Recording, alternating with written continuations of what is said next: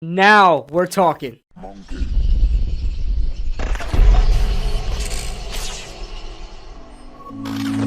What is going on, guys? What's going on, 27 Squad? Welcome back in to another video, and I am very excited to announce, you guys already know the news, the New York Giants made a beautiful trade. Howie Roseman, who?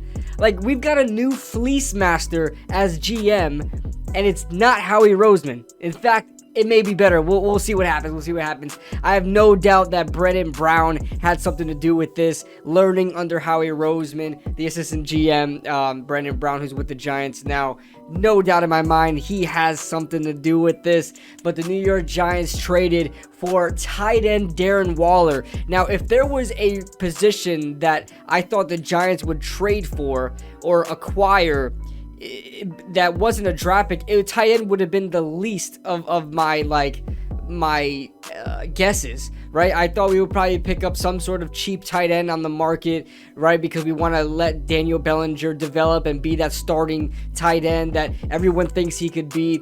But it seems like the Giants are going full steam ahead and gonna make Daniel Bellinger the tight end number 2, which is ideal, honestly, because Daniel Bellinger is still developing and he's more of a blocking tight end anyway, although he can catch.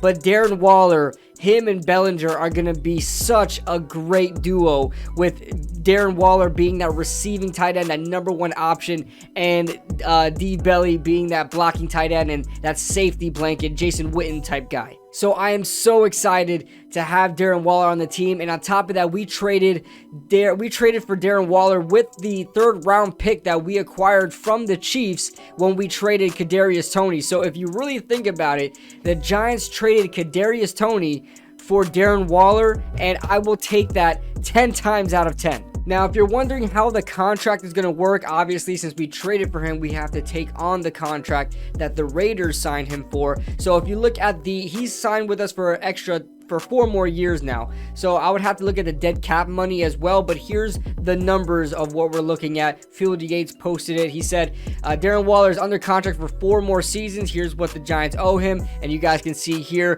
2023 to 2026. And it progressively gets higher as the years go on. Besides this year, which is hitting 11 million. Then it goes a little bit down to 10 million, 10.5.